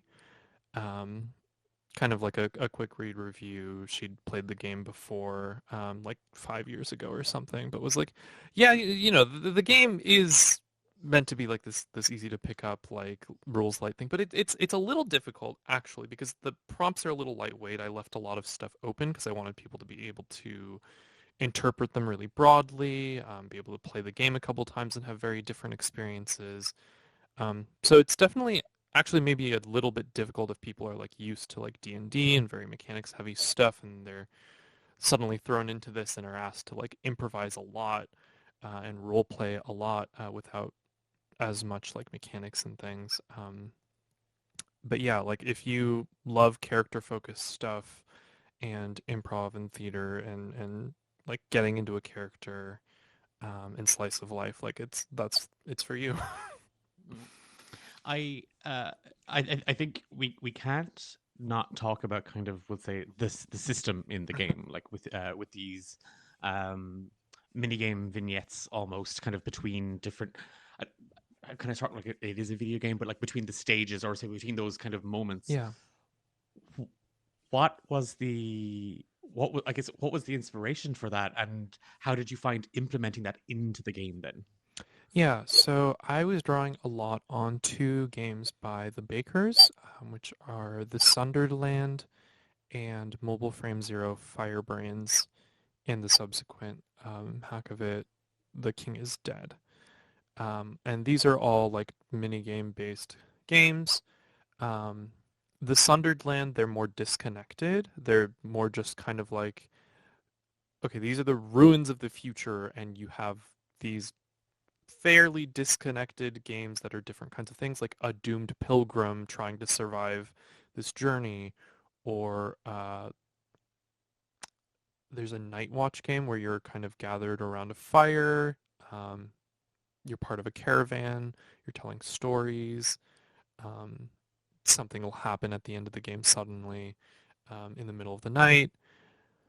And Mobile Frame Zero, Firebrands, and King is Dead are a little more interconnected, I would say. It kind of feels a little bit halfway between these are distinct games and the whole thing is a game and these are scenes woven in and they don't work alone. So in that sense, I really preferred the Sunderland approach. Um, but did end up kind of going back and forth between those things of like, oh, am I trying to make this like a standalone game that just so happens to fit here, or is it, dependent on all the other stuff? Um, but yeah, I struggled a little bit when I was playing Firebrands and King is Dead, because yeah, like they don't give you a ton of structure and a lot of like setting and stuff. Like it asks a lot of you as like a player and an improviser, and I wanted to do a little more, add more mechanics, add more stuff. That brings me to kind of a question. As the designer and as a game master, uh, like you have to kind of wear both of those hats, I think, at the same time. Is there one of those in the creative process, do you think, that kind of you yourself are drawn more towards, if you are, as you said, kind of creating stuff for yourself first, is it that like I'm designing this but for me as the game master, like is that where you kind of go? Yeah, I definitely tend to facilitate or GM a lot more than I play. Um, I've never been a very like backstory heavy, think about my character all the time kind of player. I just kind of like, okay, here are my options. I'm gonna make a little person and I'll figure out what their deal is as we play. And it can kind of take me a while to get going with like the characterization and GM-less games. I really love, and I love world building stuff, and I love really emotional like character-based stuff too. Um, but yeah, I definitely lean towards like GMing and designing, and I like to say that like other people are much better at playing my games than I am. uh, I'm the designer. I have a very specific idea of what the game is, and then people do all of this wild stuff with it, and are like, "Oh, that's a cool idea I'd never thought of before." They're bending the rules in this way that I would have never thought of, and telling really cool stories with it. So, yeah, definitely more on the designing and facilitating side. If we stay kind of on that track with kind of the designing, and as you said, like, Stewpot has been around now for a while. Do you ever go back to those kind of early versions of it or early plans of it and think, oh, maybe I could do this, or Mm. are you kind of leave it alone, it's done, it's there, move on to the next? Yeah, I have looked at older versions. For the crowdfunding campaign, they wanted me to write a little bit about the development process, and I went back and looked through stuff, and I was like, oh, I completely forgot that it was like this back then. And the like longer term campaign play style with the coin and the slowly building up stuff. Like I thought about that for a moment. And even some people in the comments of that crowdfunding update were like, "Hey, this sounds interesting," and I was like, "Yeah, I don't know if Stewpot's really that game though at this point. Like, I'm happy to let it be done, and I'm happy with the latest version of it. Like, I don't feel like I want to go back and play the earlier versions, but I am like working on and off with a kind of spaceship version with my partner. Um, and that I think makes a lot more sense for that kind of long-term play and the money and like having it be a little more, I don't know if gritty's the right word, but a little more yeah, like you're struggling and you're civilians in space and there's space pirates and you're not getting paid enough and there's all of these risks with working in space and you're doing this like very specialized technical job. We're inspired a lot by like Becky Chambers' Wayfarer's books, Long Way to a Small Angry Planet. I literally, as you were saying, I was like, oh my god, that's giving me a long way to a small angry planet. And I'm not just. I was like, I wonder if it would work in that universe. Yeah, because it is. It's. I think those books are so. I mean, it's space. God, it's awful. It's dangerous. It's terrifying. But we're the people in this. So, oh my god, if that's the direction, do it, make it, do it. Like, Yeah. what are you most proud about the game? Like, what kind of, when you think about it now, like, what are you think, or how do you feel about it being out there now and people responding it to the way that they have? Good question. I am like especially proud of the stretch goal mini games, because I had kind of a tight turnaround on those. A lot of the other mini games were I had a very long time to write them and playtest them and add prompts. And the stretch goal stuff was like, okay, I have a couple months, and these need to be done, and they're going to be printed.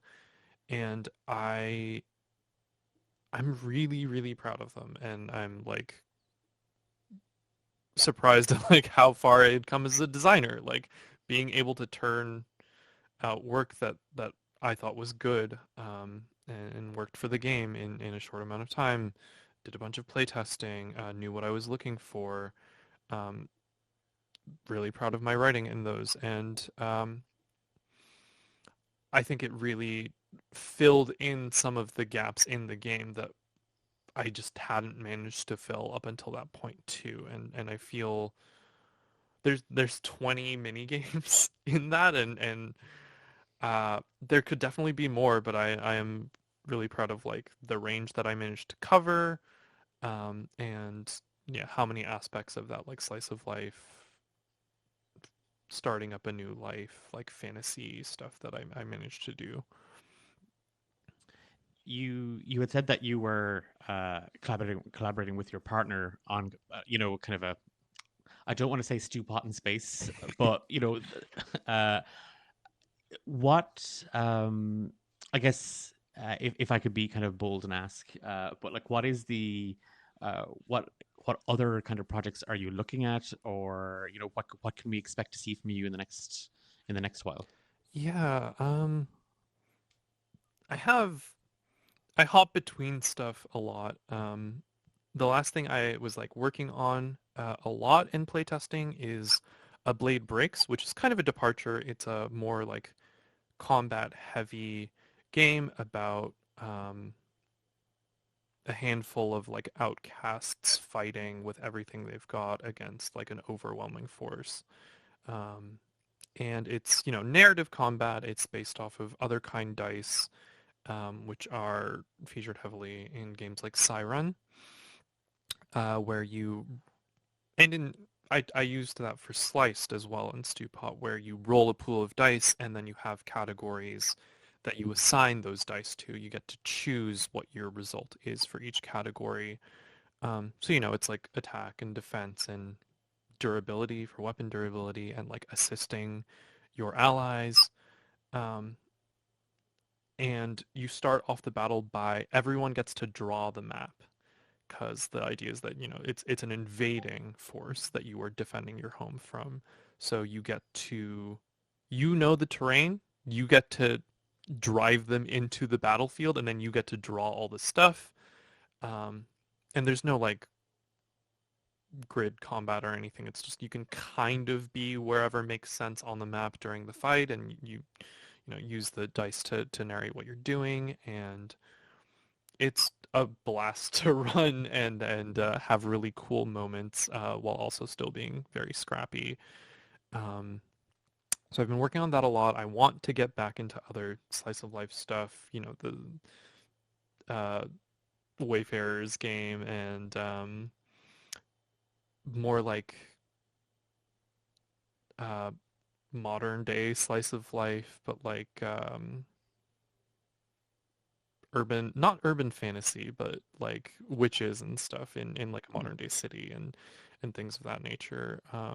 That's something that I've wanted to do for a while, and I toss some ideas at a wall every now and then still. And the other thing is that I want to go back and update and expand my Old Home series of games, which is a post-apocalypse where there are like, after kind of like climate collapse, people gather up um, soil that is still unpolluted and okay, and they form these colossi and they create cities and towns on these that travel around and keep them safe.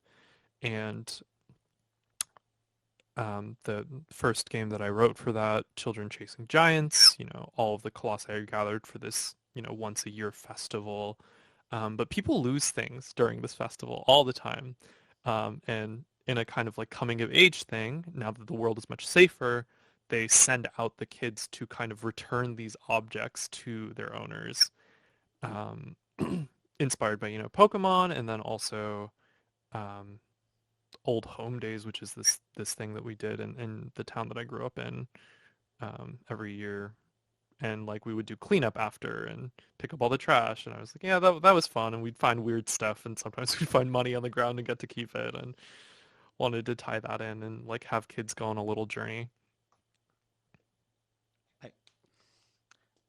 I mean, I genuinely listening to you talk about like creating. I'm not even going to say kind of games, writing everything about that, and then how you weave, your own experiences, and it is yeah, it's really like I'm sorry, I kind of zoned out for a second because I was like, I got a bit emotional. I was like, that's such a cool idea. So I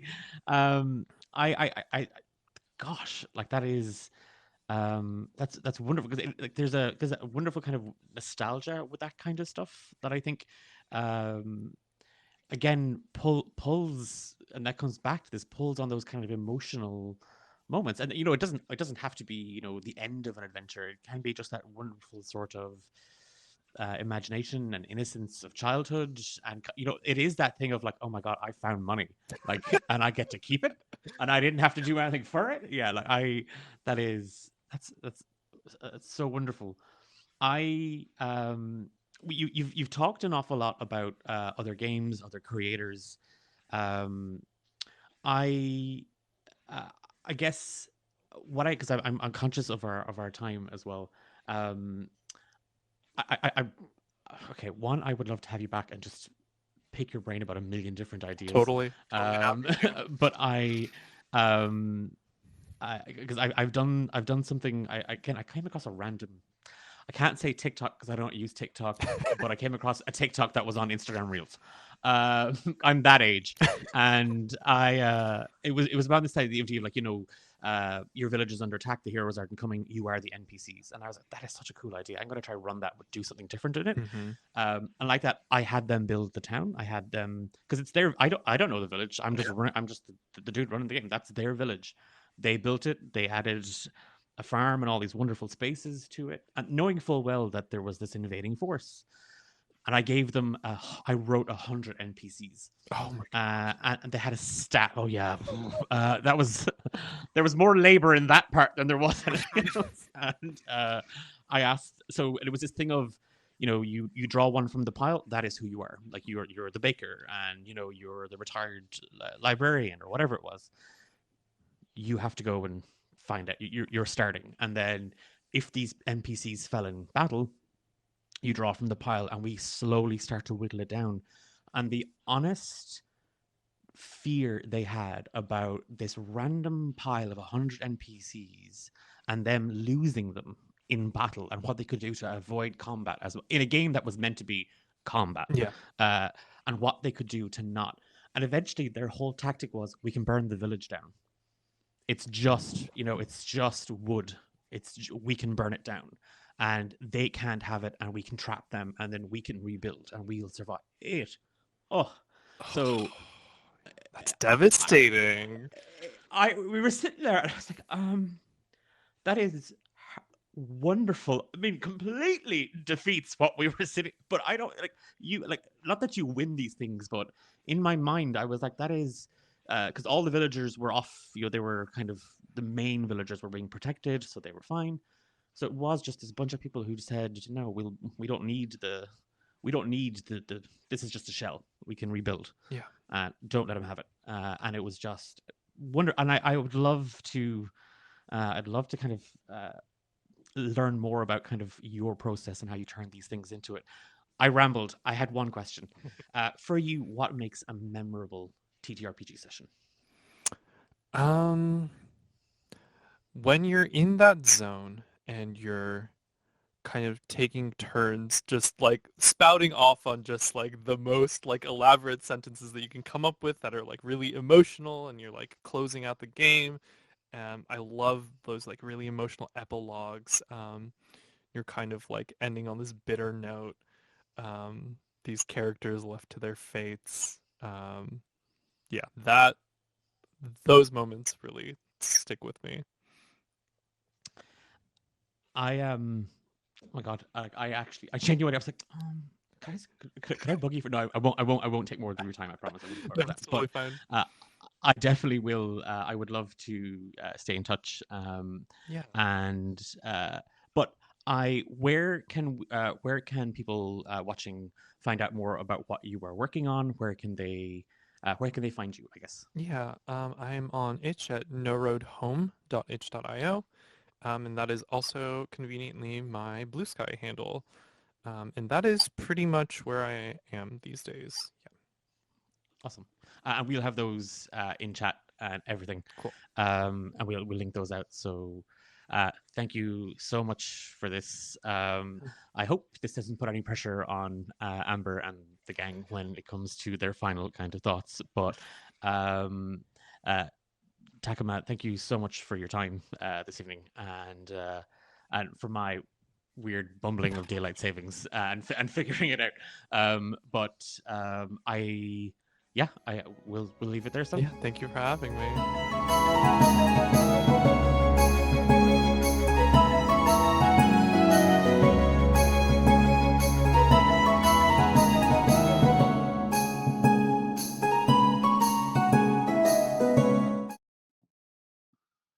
That was great.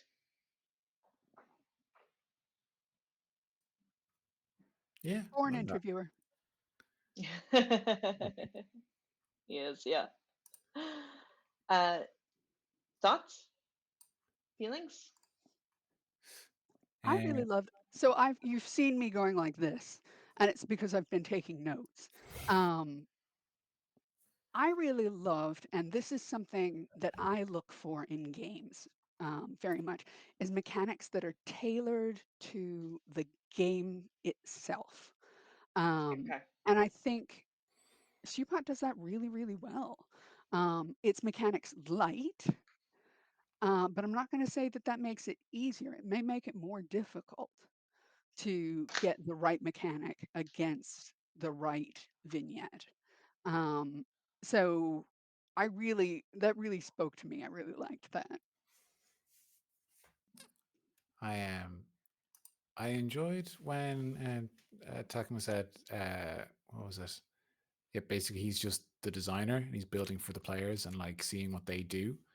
I think it's a really interesting approach to game design. You're not like, I hope they find this cool thing that I made. It's like, here are the tools. What are you going to make? Oh, cool. I never even realized I would interact that way for a game Yeah. that isn't mechanics heavy, but is as a result so open ended. So it's like I couldn't even predict what you would do. So that to get something out of that as a designer is really interesting. I think. Yeah. I think one thing that we kind of talked about, but I don't think talked about explicitly, and they said there in the interview was that emotional aspect of it. Like we did kind of mention when Vera gave up that one power, but like how what does it emotionally for you guys? Like is what they intended was for these to be like emotional little pieces of things, and did you find it like that?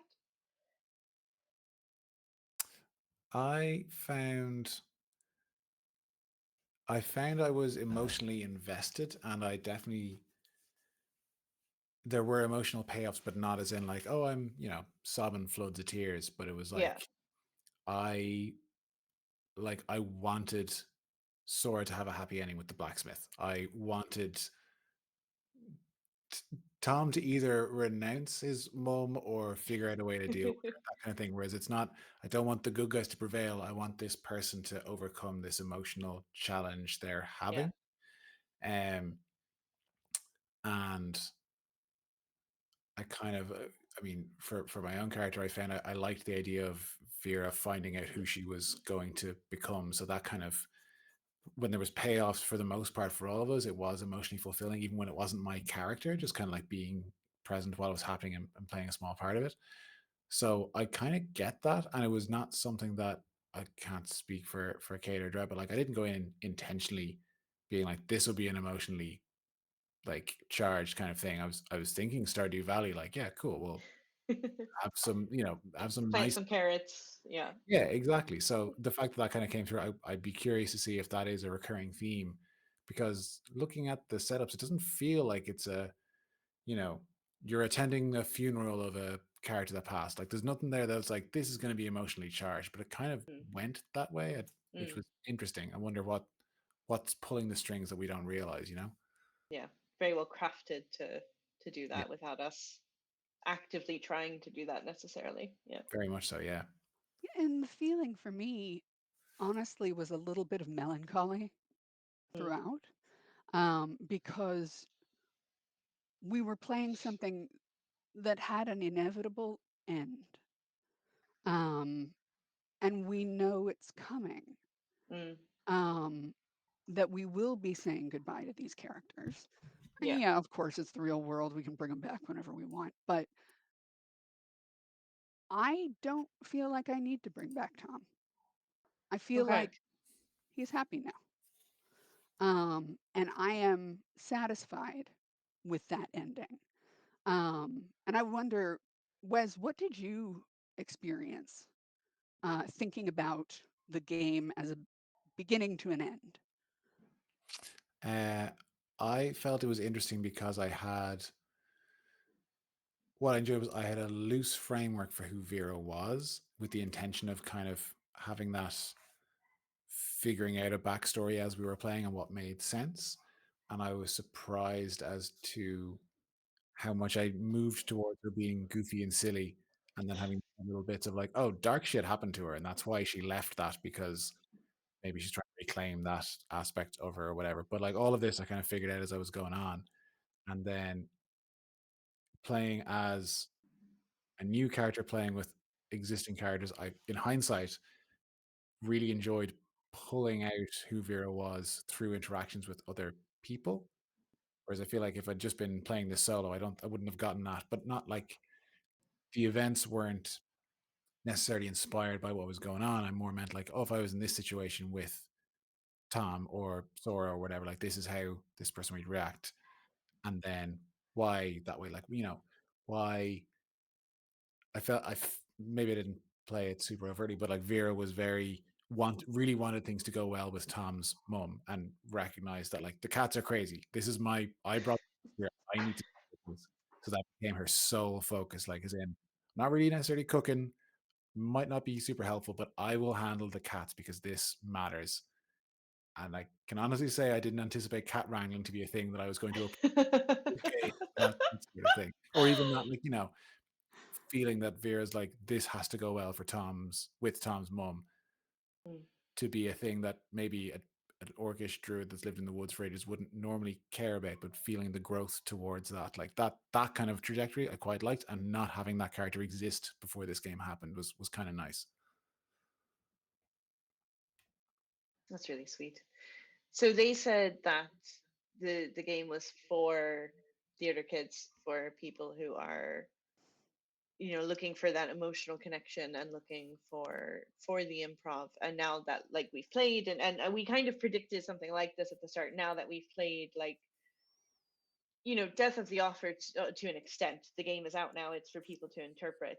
But do you guys feel like that came across correctly, like their intention came across well, or have you found something else in it maybe that they didn't intend? I mean, I think it's definitely aimed at theater kids, just Oh to yeah. one degree or another. Like, I don't think there's an argument against that. Yeah, I know a few people who would really enjoy this. Um, but yeah, it really did come across for me.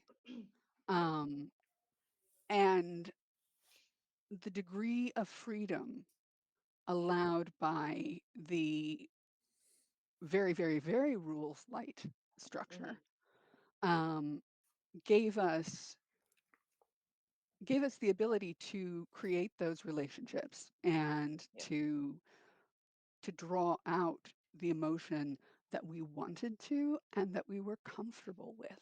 Yeah.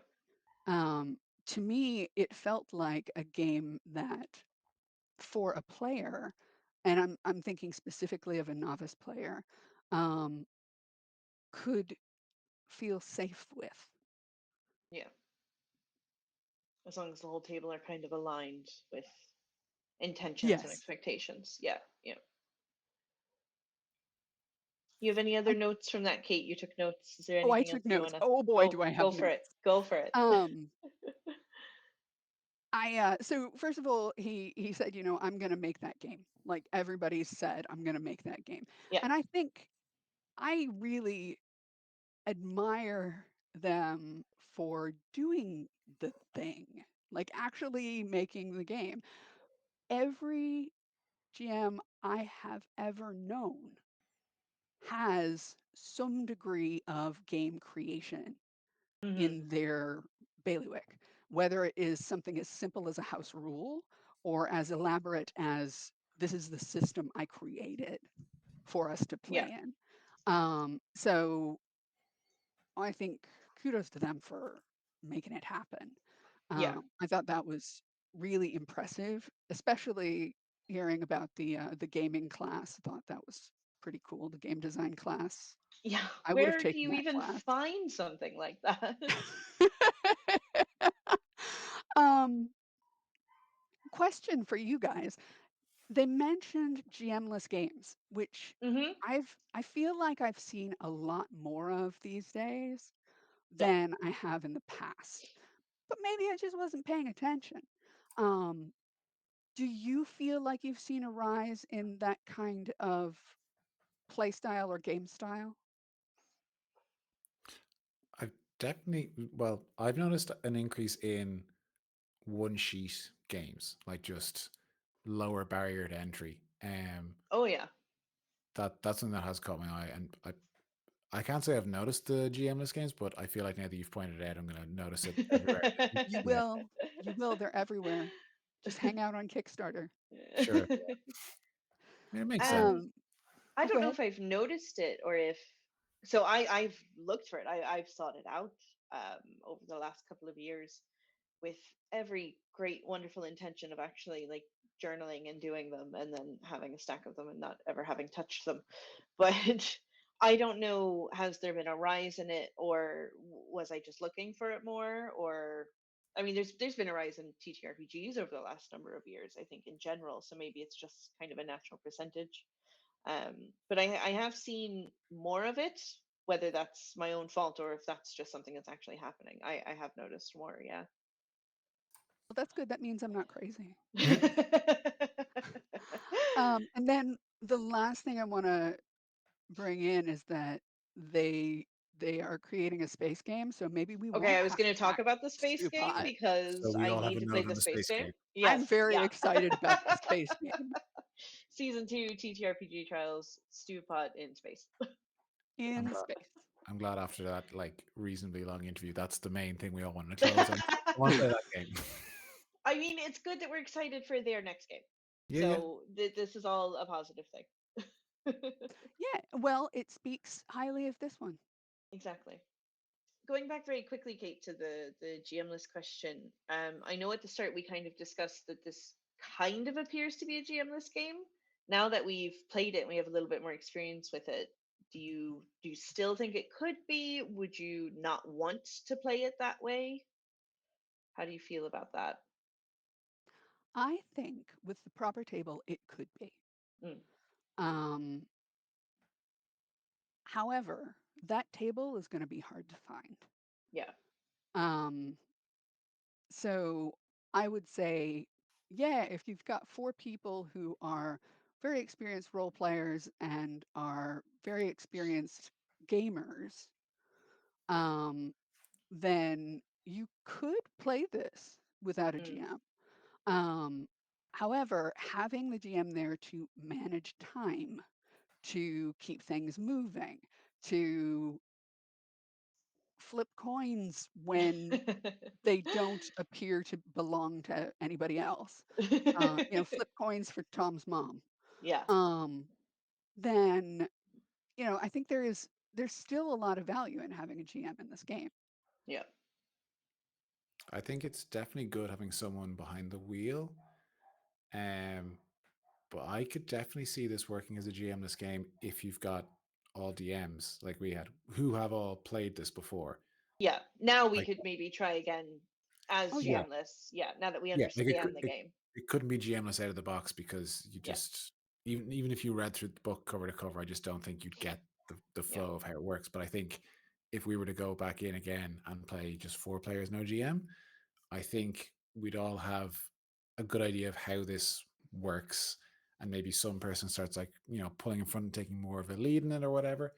But I think it could definitely work. I think you would need to ending it might be difficult, but I suppose if you set it up so it's like, right, we're going to play 3 sessions or whatever and Hmm. know that going in, and then when you start the third, it was like, this is the one where we end it. So Yeah.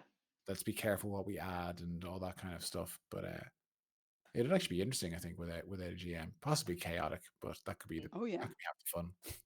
Have you guys played GM-less games before? Never know. Right. I have. I've played a couple. Like you say, you buy them and you're absolutely serious about journaling them and making them actually complete. I've Yeah. journaled about half of them.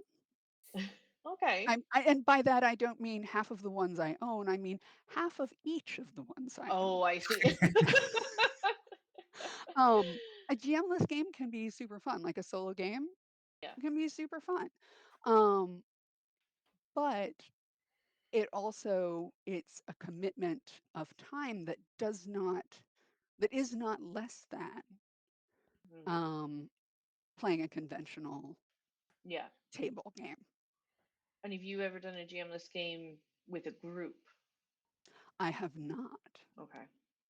I've run one once, but I did it for D8 Dungeon Drive, so I GM'd it because like we didn't have the luxury of figuring it out together and taking our time and for things to get messy. Like it had to be quite tight and entertaining. So while I was still a player, kind of, I was mostly GMing it for the others. So I do find it, yeah, I think you'd have to know each other well, and I think everybody would have to know the game quite well to be able to do something like that. Otherwise, I think one of two things is going to happen. It's either going to be chaos, or you're going to have a natural leader in the group anyway who just does, Yeah, you know. yeah, I think so.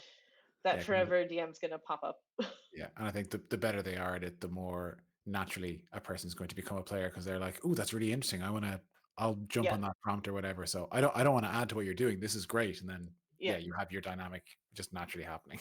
yeah. Any last comments on Stewpot before we put it to bed? No, would recommend. Great fun. Enjoyed it honestly more than I was expecting to. Would play again, but not with any regularity, I would think. Yeah, yeah, Yeah, it's a sometimes food. Yeah. yeah, yeah, Um, so yeah, I thoroughly enjoyed it. I really did. And it was a very different experience yeah. than anything I'd played before. And different in a good way. Dread gave us an 8 out of 10. Do we all want to give it a little something out of 10? Oh dear. Ooh. If you want to, you don't have to. I'd go 7. I'd bump it down because I think you could add a bit more crunch or structure without losing the heart of what's there, Okay. and making it a bit more inviting to people that aren't natural role players, Yeah. kind of bridging that gap, but like still very fun. It's just I think you could push that just a little bit further. Okay. I would put it at a 7 for exactly the same reason. That's what I was thinking too. Um, I also think we didn't use the deck of cards much. No, Um, if at all, I don't remember. we did for I think the name of the game is Sliced. It was the one where you went hunting, where Tom went hunting Yeah, for Oh the the different yeah, that's foods. recipe right. stuff. Yeah. The cards came Yeah, into we that had the one. Yeah. bait suit and the Yeah. um so I wonder if there's not a different way to go about solving the D52 Okay. question. Um, because I love that there are 3 randomizers. I think that's Hmm. really cool. However, I also think that maybe it is not as friendly as it could Okay. be to a very casual player. Okay. So even if the card based games maybe could be rewritten with the D6 or something just to Yeah, simplify. Okay. I think, yeah, I but think they 7 should out of still 10. ship it with pretty cards. Oh yes, yeah, I just went pretty Yeah, cards. yeah, yeah. Yeah. I think, yeah, I think kind of 7 out of 10 for myself. I picked the game and I think it lived up to what I expected. So it's not like there's any disappointment there, or anything like that. I think it is just that it's a sometimes food. Yeah, it's like I'll pick this up again in 6+ months to do randomly with people while I have friends over drinking, or just something quite casual. I don't Mhm. see it being something like you plan well ahead for or you pull out regularly. But it's fun when it's there and it's easy to pick up, which I really like. And I think it was very approachable for us because we have the experience and we have the role play, the comfort with role play, I guess. But yeah, I think I agree that it could be just a tiny bit more accessible for crunchier people. but overall, really happy with it. I think it lived up to expectation in a really positive way. And I know they said it there in the interview. I know Takuma said it, but I also prefer short form games. Like I also prefer. I love Romancing the Dungeon. New episode out tomorrow. And I've loved playing it for God. I think we've been doing it for 5 years now. But as a GM, I like the short little games. I like little bursts of things. So like it really scratches that itch for me, which is nice. I was Like happy with it. you know you'll get your resolution, your ending, because I mean, yeah, Yeah. you've been playing for 5 years, but how often do you get those games? Oh, never. Yeah. No, Yeah, Declan's not no. going to give me anything. I know this. It's fine. Okay. That is Stewpot. Thank you guys so much. Thank you, everybody in the chat and everybody who's watching this in the future. Hello, future people. Thanks to this beautiful picture of Dread sitting here between us. Hey, Dread. And yep, hi Dread. Thanks to Dread for the video earlier. We're sorry you couldn't make it. Really, really missed you. But I hope your work stuff went okay. They messaged there in the middle of it and said they just got off and they're exhausted. So I hope you're sleeping. Thanks to Declan for the interview, and thanks to Takuma for the interview. That was really cool. We really liked getting to see the perspective of the game creator. I feel like most people playing TTRPGs don't get that very often, so that's really cool. Yeah, very cool. And thanks to you guys, Wes and Kate, for joining me again. And thanks to you, Amber, for having us. Thank you. We won't be back in 2 weeks. I will be away. I'm sorry, I'm ruining everything. But we'll be coming back another 2 weeks after that, where Kate takes the reins. Do you want to give us a little preview, a little snippet of your game, Kate? Yeah, I'll a brief little commercial. We'll be playing Goblin Errands, which is a game in which you're a goblin and you have to accomplish some fairly mundane task for your community. And since you're a goblin, you're small, you're weak, and even mundane things are a real challenge for you. It's going to be pretty slapsticky probably, and it's a very gentle game. There's no death mechanic. You can't die in this game. You can get stung a lot by bees, but you're not going to be dying because of it. So I'm really excited to run this game. It brings some interesting perspectives to the gaming space, and I hope y'all enjoy it. I'm excited to be a Awesome. goblin. Yeah, me too. Also, First you goose, say we then can't goblin. die. We'll see. We'll Yeah, see if yeah, we Yeah, well, can't okay, die. we'll try. I'll do my best. Thank you for joining us here at the 8 Dungeon for TTRPG Trials. New episode of Romancing the Dungeon out tomorrow. New episode of Ben and Declan on a roll next Thursday. Well, maybe just Declan on a roll because I think Ben's away. Somebody will be rolling around. It's fine. If you liked the interview, that's what they do. That's what the boys do. So check out their show as well. I've been Amber. That's been Wes. That's been Kate. And we'll be back on May 8th. Sorry for the break. Back on May 8th with some goblin errands and hopefully chaos. Oh, I think it's I think guaranteed. it's We can promise guaranteed. you. Perfect. Thank you. Bye. Bye.